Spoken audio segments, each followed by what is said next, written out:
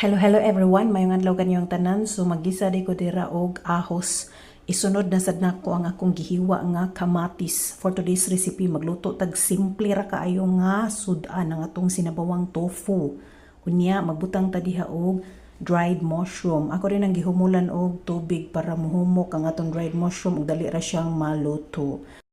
Magbutang ta diha og tubig, magdepende na sa inyo kung unsay gidaghanon sa inyong isabaw. So kay bukal naman, pwede na akong ibutang akong gihiwa nga zucchini.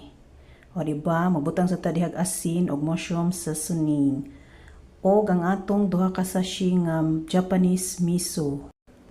O diba, simple kaayo ang atong giluto pero social ang datingan. Chari. So, bukal naman siya. Pwede na natong ibutang atong gihiwa nga tofu.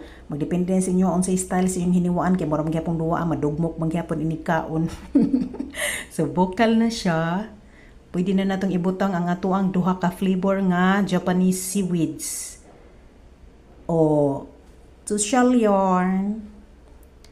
Ug, ato na siyang ukay-ukayon. Kay dali ra man kay ni maluto, so ibutang na nato atong giharbis nga kangkong ug alugbati. Iba talaga pag may tinan ni maiaanihin ka talaga, so magkugi gitag tanom kay presko kaayo anytime nga magluto ta ato rang kutloon sa garden. Magbutang na pud ko diha og sibuyas dahonan para mas bulami ang atong sabaw. So luto na ang atong sinabawang tofu, pwede na ni siyang i-serve. Dali, mga una ta. Follow for more recipes. Salamat sa pagtanaw.